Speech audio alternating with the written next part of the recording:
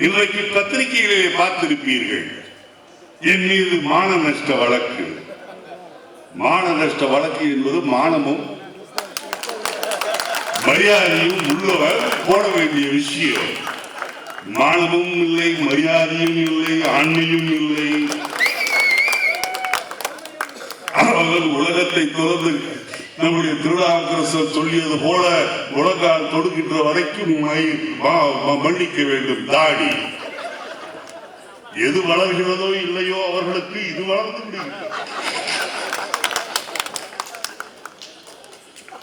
இளங்கோவன் மீது வழக்கு. ரொம்ப சந்தோஷம். நான் இதை எதிர்பார்த்துதான் இருந்தேன். வழக்கு போடுவதற்கு அரசு வக்கீல் ஜெகன் என்ற நபர் தான் என் மீது வழக்கு போட்டு இருக்கின்றார். ராயபுரம் முதலில் உங்களுக்கு சட்டமே தெரியவில்லை. அரசு வழக்கறிஞர் மூலமாக ஒரு தனிப்பட்ட மனிதனின் மீது மான நஷ்ட வழக்கை அமைச்சர்கள் போட முடியாது என்று இப்போது தீர்ப்பு வந்திருக்கின்றனர்.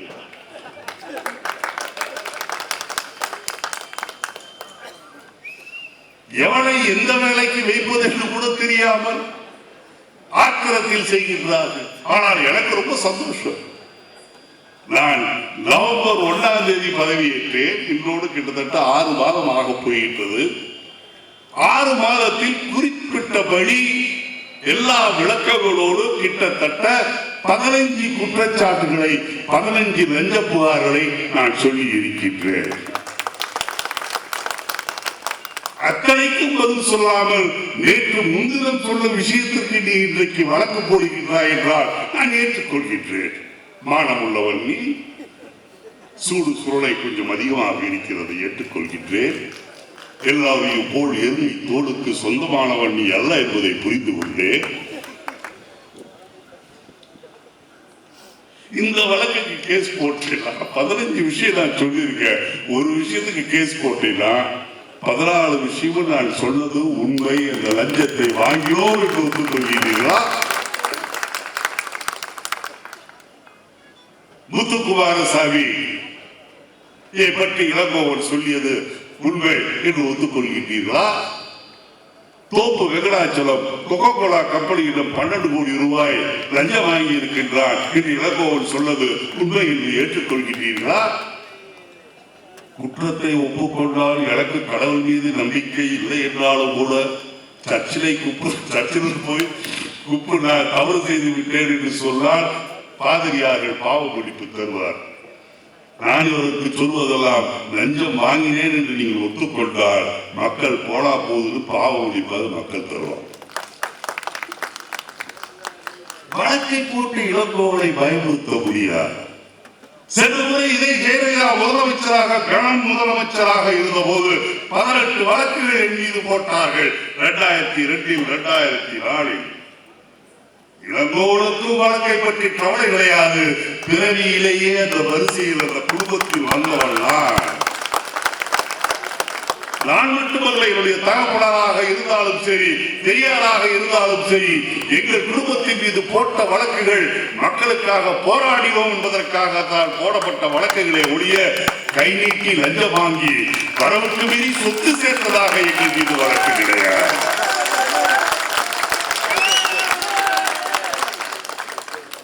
ஏதோ ஜெயிலில் வைத்திருக்கின்றார்களோ, ஏதோ தியாகம் செய்து ஜெயிலுக்கு போனதோ தெரியாதனமாக இங்கே குஷ்பு திருநாவுக்கரசு பேசினார்.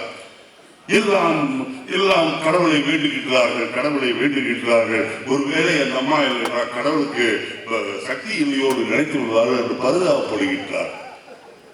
குஷ்பு இன்னும் கொஞ்சம் அப்பாவி பெண்ணாகத்தான் இருக்கின்றார். வயது அதிகமாக இருந்தாலும் கூட மனசிலே ஒன்றும் இல்லை போல இருக்கின்றது.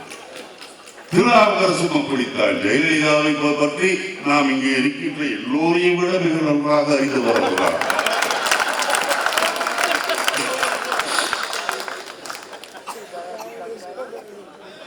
அதிமுக மந்திரிகளை பொறுத்தவரையில் பாலாபிஷேகம் செய்வதும், மொட்டை அடிக்கிறவர்களுக்கு 1000 ரூபாய் கொடுப்பதும், மீசை எடுக்கின்றவர்களுக்கு 500 ரூபாய் கொடுப்பதும், மகளிருக்கு பாலுக்கு பதிலாக வேற எதையாவது குடிக்க வைத்து ரோட்டிலே உள்ள செய்வதும், இத்தனையும் இன்னும் உண்மையாக நீங்கள் நினைக்கின்றீர்கள் ஜெயலலிதா விடுதலையாக வேண்டும் என்பதற்காகவா?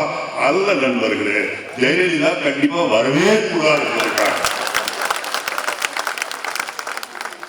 அதற்கு செய்யப்படுகின்ற பூஜை, அதற்கு செய்யப்படுகின்ற பாலாபிஷேகம், அதற்குத்தான் ரோட்டிலே உருண்டு புரண்டு ஒப்பாரி வைப்பது. ஏனென்றால் நான் சொல்கின்றேன், ஜெயலலிதாவிற்கு நிச்சயம் இந்த தண்டனை என்பதோடு மட்டுமல்ல, இனிமேல் அந்த அம்மையாருடைய கதை முடிந்தது. அந்த அம்மையாருக்கு கதை முடிந்தது என்று சொன்னால் தமிழகத்திற்கு விடிவு காலம் அதுதான் வரப்போகின்றது. ஆகவே நாடுகளை கேட்டுக்கொள்வது, ஒரு அரக்கியிடமிருந்து நாட்டை சூறையாடிய ஒரு கும்பலில் இருந்து 2016 தமிழக மக்களுக்கு விடுதலை கிடைக்கும் என்பதை நான் உறுதியாக சொல்கின்றேன். கிடைக்க வேண்டும் என்பதற்காகத்தான் காங்கிரஸ் கட்சி பாடுபட்டுக் கொண்டிருக்கிறது. அருமை தோழர்களே, 20 தமிழர்களை கொண்டிருக்கின்றார். அதற்கு 2 நாள் கழித்து நேற்று இரவுதான் அந்த அம்மையார் வாயை திறந்து அனுதாபம் சொல்லி இருக்கின்றார். பன்னீர்செல்வம் என்ன செய்தார் என்று சொன்னால், எப்போதும் போல பிரதம மந்திரிக்கு கடிதம் எழுதிவிட்டு முடிந்தது கதை. உடனே ஒரு அமைச்சரை அனுப்பி அந்த இடத்தை பார்த்திருக்க வேண்டாமா? குறைஞ்சபட்சம் IAS அதிகாரிகளை அனுப்பி அந்த நேரத்தை அந்த இடத்திற்கு போய் என்ன நடந்தது என்று உண்மையை அறிவார்கள் என்று சொல்வதற்கு கூட யோகிதை இல்லாதவர்கள் இன்றைக்கு நாட்டை ஆண்டு கொண்டிருக்கின்றார்கள். 20 தமிழர்கள் உயிர் என்ன, 200 தமிழர்கள் உயிர் போனாலும் கவலைப்படாத ஜென்மங்கள் தான் இன்றைக்கு இந்த தமிழகத்தை ஆண்டு கொண்டிருக்கின்றார்கள். அருமை தோழர்கள், 10 மாதங்களில் 11 உரைகளில் அவர்களுக்கு சென்றிருக்கின்றார். நேற்றைக்கு கூட நீங்கள் பார்த்திருப்பீர்கள், பாரிஸுக்கு செல்வதற்காக விமானத்தில் ஏறுகின்றார். மக்களை கவர வேண்டுமா ஓடுகின்றார். பின்னால் இருந்து பார்த்தால் ஏதோ மனித குறவுக்கு கொஞ்சம் மரத்தின் மேல் ஏறுவது போல ஒரு விமான படிகளிலே ஏறி விமானத்திற்கு பார்த்திருப்பீர்கள்.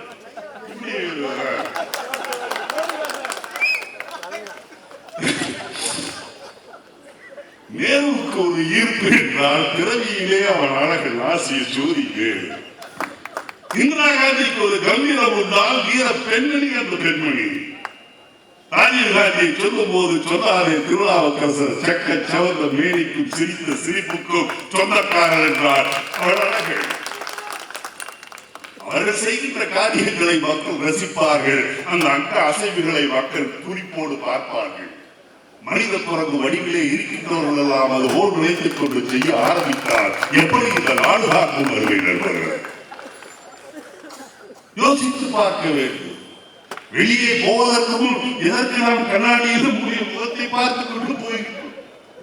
மற்றவர் காய் துப்புவதற்கு முன்பு நாம் சரி செய்து கொள்ள வேண்டும் என்றுதானே நாம் பார்க்கின்றோம்.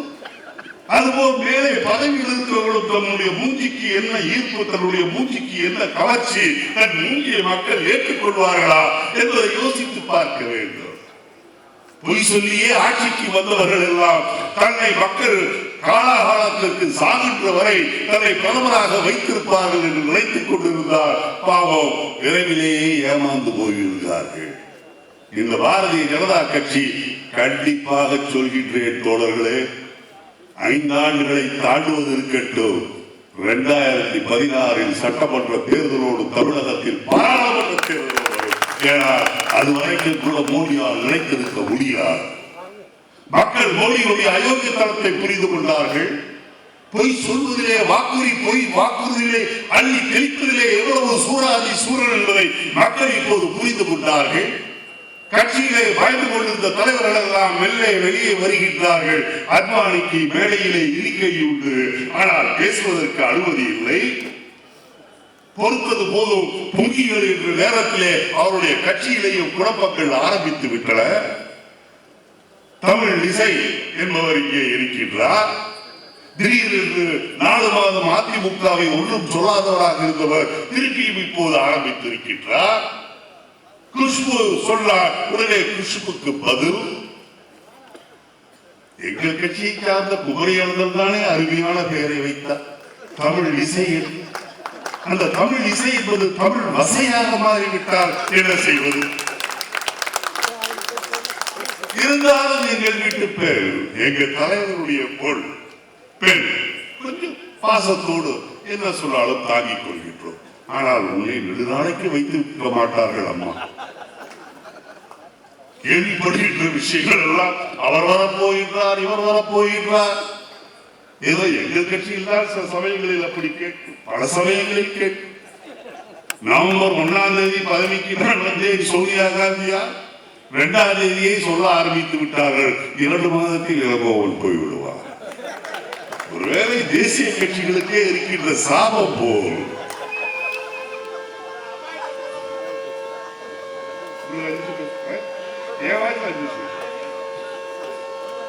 ஆகவே அதையெல்லாம் நீங்கள் சிந்திக்க வேண்டும். செய்த தவறை நீங்கள் மறந்துவிட வேண்டும். இனிமேல் நாட்டுக்கு நல்லது என்றால் இந்த நாடு சுபிட்சமாக இருக்க வேண்டும் என்று சொன்னால் காங்கிரஸை தவிர டெல்லியிலே ஆளுவதற்கு தகுதியானவர்கள் யாரும் என்பதை புரிந்து கொண்ட நீங்கள் காங்கிரசுக்கு ஆதரவாக வர வேண்டும். 10 மாத காலத்தில் 12 முறை வெளிநாட்டுக்கு சென்றதை தவிர வேறு என்ன செய்திருக்கின்றீர்கள்? திருநாவுக்கரசு சொல்லுவார் என்று ஏதோ மறந்துவிட்டார். நம்முடைய நாட்டின் பிரதமர் இந்தியாவில் வாழும் இந்தியர் அல்ல, வெளிநாட்டில் வாழும் இந்தியர். மன்மோகன் சிங் மௌன சாமியார் பேசியது கிடையாது, பேசுவது கிடையாது என்று கேலி பேசினீர்களே, வாதத்துக்கு ஏற்றுக்கொள்கின்றேன். ஆனால் மன்மோகன் சிங் வாய் பேசாத மௌனியாக இருந்தாலும் அவர் காலத்தில் தானே 100 நாள் வேலை வாய்ப்பு திட்டம் வந்தது கிராமப்புற மக்களுக்கு. அவருடைய காலத்தில் நாளை விவசாயிகள் பட்டிருந்த 1000 கோடிக்கணக்கான பணங்களை மத்திய அரசு தள்ளுபடி செய்தது மன்மோகன் சிங் காலத்திலே தானே. 5 ரூபாய் கொடுத்தால் எந்த தகவலையும் பெறலாம் என்று சொன்னதும் அந்த மன்மோகன் சிங் காலத்தில் தானே. எத்தனை திட்டங்களை அந்த மன்மோகன் சிங் கொண்டு வந்தார். சாமியார் என்பதை வாதத்துக்கு ஏற்றுக்கொண்டாலும் கூட அவர் செய்த சாதனைகள் இன்றும் இருக்கின்றன. ஆனால் நீங்கள் என்ன செய்தீர்கள் என்று ஏதாவது ஒன்று சொல்ல முடியுமா? 67க்கு பிறகு நாட்டை மாறி மாறி ஆண்டு கொண்டிருந்த திராவிட இயக்கங்கள் ஆட்சி மாறும் போது எப்படி நடந்து கொள்கின்றன என்பது உங்களுக்கு தெரியும். ஒரு திராவிட இயக்கத்தின் ஆட்சி வறுமையானால் இன்னொரு திராவிட இயக்கம் 1 வருடத்திற்கு காணாமல் போகும், கரை போட்ட வேட்டிகள் மறைந்து போகும். இன்னொரு திராவிட கட்சி வந்தால் இந்த திராவிட கட்சி அப்படித்தான். ஆனால் 40-45 ஆண்டுகளாக ஆட்சியிலே இல்லை என்று சொன்னாலும் கூட இன்றைக்கு உற்சாகத்தோடு தலை நிமிர்ந்து தைரியத்தோடு நடக்கக்கூடிய ஆண்மை பெற்றவர்கள் காங்கிரஸ் தோழர்கள். எதையும் எதிர்பார்க்காமல் காங்கிரசுக்குள்ளே சில புல்லுருவிகள் உண்டு, அனுபவித்தவர்கள். காங்கிரஸ் எதிர்கட்சியாக இருந்த போது கூட ஆளுங்கட்சியிலே சேர்ந்து கொண்டு மந்திரி பதவியை அனுபவித்தவர்கள் இன்னும் காங்கிரஸில் வந்திருக்கின்றார்கள், இருக்கின்றார்கள். இருந்து விட்டு போகட்டும். எப்படி ஒரு நல்ல வீட்டுக்கு திருஷ்டி பரிகாரமாக ஒரு பூசணிக்காய் வேண்டுமோ அதுபோல் சில பேர் இருந்து போகட்டும். பூசணிக்காய் இல்லை என்று சொன்னாலும் கூட முருங்கைக்காய் வெண்டைக்காயாக நாம் வைத்துக் கொள்வோம். திருஷ்டி பரிகாரங்கள், அதை பற்றி நீங்கள் கவலைப்படாதீர்கள். நீங்கள் இருக்கிற வரைக்கும் இந்த இயக்கத்தை எந்த கோபமும் அழித்து விட முடியாது. அழித்து விடுவே காங்கிரஸை தமிழ்நாட்டில் இருந்து மட்டுமல்ல இந்தியாவில் இருந்தே விரட்ட வேண்டும் என்று தனித்த கனமான ஒரு அம்மையார் தேர்தல் சமயத்திலே சொன்னார்கள். துரத்தப்பட்டது யார்? யார் வீட்டுக்குள் புகுந்து கொண்டு வெளியே வர முடியாமல் தத்தளித்துக் கொண்டு இருப்பது யார்? யார் காங்கிரஸை தூக்கி இந்தியாவை விட்டு எரிய வேண்டும் என்று எந்த கனமான அம்மையார் சொன்னாரோ அதுவே கனமான அம்மையார் வீட்டுக்குள் அடைந்து கிடக்கின்றார். கைதியை போல என்ன கைதியாக காங்கிரஸை எப்படியெல்லாம் பேசினார்கள் அருமை தோழர்களே. நடந்து முடிந்த தேர்தலிலே எவ்வளவு பகட்டுத்தனமாக எவ்வளவு அற்புதமாக பொய்களை வீசி தள்ளினார்கள், வீசி எரிந்தார்கள். மக்களும் நம்பினார்கள், காங்கிரஸை தோற்கடித்தார்கள். ஆனால் பொய் பேசியவர்களுடைய முகத்திரை என்பது, போலி வேஷம் என்பது நீங்குவதற்கு களைவதற்கு ஆண்டுகள் சிலவாகும் என்று நாம் நினைத்தோம். ஆனால் 10 மாத காலத்திற்குள்ளே அந்த மோசமானவர்களுடைய மஸ்தான் வேலைகள் இடிபடாமல் இன்றைக்கு அம்பலத்துக்கு வந்துவிட்டது தோழர்களே. 10 மாத காலம் வந்தாயிற்று. நீங்கள் இந்த 10 மாத காலத்தில் மக்களுக்கு செய்த நல்ல காரியம் ஒன்றை சொல்லுங்கள். முடியுமா? அதை செய்தேன் இதை செய்தேன் என்றால் செய்த அத்தனையும் காங்கிரஸ் திட்டங்களுக்கு பேரை மாற்றி செய்த திட்டங்களை தவிர உருப்படியாக உனக்கு மூளை இருக்குமேயானால் அந்த மூளையில் உதித்து ஏதாவது மக்களுக்கு நல்ல காரியங்களை இந்த 10 மாத காலம் செய்திருக்கின்றாயா என்றால் பூஜ்ஜியம் தான். என்ன செய்திருக்கின்றீர்கள் சொல்லார். துணியை மாற்றிக் கொண்டார், இளவு வீட்டிலேயே துணிகளை மாற்றிக் கொண்டார். சாதனைகளை படைப்போம் என்று சொன்னவர்களுடைய சாதனைகள் இதுதான். வேறு என்ன செய்திருக்கின்றார்கள் சொல்கின்றார்கள். இன்றைக்கு பத்திரிகையில் பார்த்தேன், நாங்கள் வந்த பிறகுதான் 50 ரூபாய் கொடுத்தால் வங்கியிலே கணக்கு ஆரம்பிக்கக்கூடிய அந்த சலுகையை பெற்றிருக்கின்றோம் என்று. வரலாறு தெரியாத மூடர்களே, இந்திரா காந்தி இந்த நாட்டின் பிரதமராக இருந்த போது 20 வருஷ திட்டத்தை கொண்டு வந்த போது 5 ரூபாயில் வங்கி கணக்கை ஆரம்பிக்கலாம் என்று சொன்னது இந்திரா காந்தி. என்ன நீங்கள் வரலாற்றை மறைக்கின்றீர்கள்? பெரிதாக கேட்கின்றீர்களே.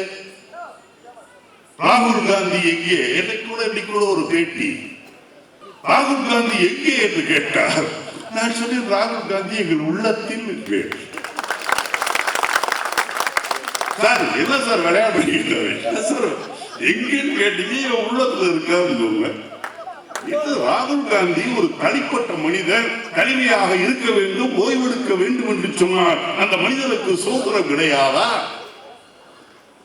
கேட்பது காங்கிரஸ்காரர் கேட்க வேண்டும், நாங்கள் கேட்கவில்லை. காரணம், எங்களுக்கு உள்ளத்திலே ராகுல் காந்தி அவர்கள் என்றைக்கும் இருக்கின்றார். திருநாவுக்கரசரும் குஷ்பு அவர்கள் பேசும்போது சொன்னார்கள், பிஜேபி காரர்கள் கேட்கின்றார்கள் ராகுல் காந்தி எங்கே? அரசாங்கத்தை கையிலே வைத்துக் கொண்டு இந்தியாவை விட்டு யார் வெளியே போனாலும் தெரிய வேண்டும், வெளிநாடுகளில் இருந்து யார் உள்ளே வந்தாலும் அவர்கள் யார் என்ன என்றவருடைய சரித்திரமே தெரிய வேண்டும் என்ற நிலையில் பாதுகாப்பை வைத்துக் கொள்ள வேண்டும் என்று சொல்லப்படுகின்ற இந்த நிலையில் ஐபியையும் ராவென்ற உளவு நிறுவனங்களையும் கைதிலே வைத்துக் கொண்டிருக்கின்ற இந்த அரசாங்கத்திற்கு ராகுல் காந்தி தெரியவில்லை என்று சொன்னார். எவ்வளவு கேவலமான அரசு இது என்பதை நீங்கள் சிந்தித்து பார்க்க வேண்டும். நாட்டிலே இருக்கின்ற மிகப்பெரிய கட்சிகளில் ஒரு மிகப்பெரிய முக்கிய தலைவர் ராகுல் காந்தி. வருகாலத்தில் இந்த நாட்டினுடைய பிரதமராக வரப்போவர் ராகுல் காந்தி. அந்த ராகுல் காந்தி எங்கே இருக்கின்றார் என்று தெரியவில்லை என்று ஆளுகின்றவர்கள் சொல்கின்றார்கள் என்றால் ஆளுகின்றவர்களுடைய லட்சணம் எப்படி இருக்கிறது என்பதை பாருங்கள். ராகுல் காந்தி எங்கே இருக்கின்றார் என்பதை கண்டுபிடிக்க முடியாத இந்த அரசா எங்கே தீவிரவாதிகள் ஊடியிருக்கின்றார்கள் என்பதை கண்டுபிடிக்க போகின்றது. நம்முடைய நாட்டின் பாதுகாப்பு இந்த வஞ்சகர்களுடைய கையிலே பாதுகாப்பாக இல்லை தோழர்களே. அதற்கு எடுத்துக்காட்டுத்தான் ராகுல் காந்தி எங்கே என்று இவர்கள் நம்மை கேட்கின்றார்கள். ராகுல் காந்தி எங்கே என்றால், ஒரு அலுவலகத்திலே இருக்கின்ற ஒரு அதிகாரி கூட தனக்கு ஓய்வு வேண்டும் என்று நினைக்கும் போது அவர் தனக்கு மிகப்பெரிய மேலதிகாரியாக இருக்கின்ற ஒருவரிடம் சொல்லிவிட்டு தான் போவானே ஒளி ஊரில் இருக்கின்ற எல்லோருக்குமா சொல்லிவிட்டு போக முடியும். வாஜ்பாய் பிரதமராக இருந்தாரே 10 நாள் கேரளாவிலே போய் அவர் அங்கே ஓய்வு எடுத்தாரு, எல்லாரிடம் சொல்லிவிட்டு டாடா பைபை காட்சி கொண்டா போல. பிரதமராக இருக்கின்றவருக்கே ஓய்வு எடுத்துக் கொள்வதற்கு உரிமை உண்டு என்று சொன்னார். ஒரு எதிர்கட்சியிலே பாராளுமன்ற உறுப்பினராக இப்போது இருக்கின்ற ஒரு காங்கிரஸ் தலைவருக்கு ஓய்வு எடுத்துக் கொள்வதோ அல்லது தனிமையை விரும்பி செல்வதற்கோ உரிமை இல்லையா இந்த சுதந்திர நாட்டில்? அதுவும் சுதந்திரத்தை வாங்கி தந்த கட்சியை சார்ந்த தலைவருக்கு அந்த சுதந்திரம் இல்லையா என்று கேட்கின்றேன். காங்கிரஸ் என்று சொல்லிக் கொண்டிருக்கின்ற சில பேரே காங்கிரசால் அனுபவித்தவர்கள், காங்கிரஸ் பதவியில் இல்லாத நேரத்திலும் அவர்கள் பதவியில் இருந்தவர்கள். காங்கிரஸ் இப்போது பதவியில் இல்லை என்று சொன்னால் அவருடைய சொந்த வேலையை நாளிலே லட்சக்கணக்கான ரூபாயை சம்பாதிக்கக்கூடியவர்கள் வீக்கெண்ட் பாலிட்டிஷியன்ஸ் என்று சொல்லுவார்கள். ஞாயிற்றுக்கிழமை வக்கீல் கேள்விப்பட்டிருப்பீங்க. அது மாதிரி வீக்கெண்ட் பாலிட்டிஷியன்ஸ் உண்டு. வாரத்தில் 5 நாட்கள் சம்பாதிக்க வேண்டியது, 2 நாட்கள் பொழுது போவதற்கு அரசியல் பேச வேண்டியது. ஆனால் அரசியலிலே கட்சியிலே காங்கிரஸ் கட்சியிலே எதையும் எதிர்பாராமல் உங்களை போல் கவுன்சிலர் பதவிக்கு நிற்பதற்கு கூட வாய்ப்பு கிடைக்காத உங்களை போல் லட்சக்கணக்கான பேர் இந்த கட்சியிலே இருந்தாலும் காங்கிரஸ் ஆட்சியிலே இல்லை என்றாலும் காங்கிரஸ் என்று சொல்லக்கூடிய அளவிற்கு தியாகம் செய்யக்கூடிய நீங்கள் எல்லாம் இருக்கின்றீர்கள். ஆனால் காங்கிரஸ் ஆட்சிக்கு வரும்போது அனுமதிக்கின்றவர்கள், ஆட்சியில் இல்லை என்றால் காணாமல் போயிருக்கிறவர்கள் சொல்கின்றார்கள் காங்கிரஸ் ஜெயிக்க முடியாது.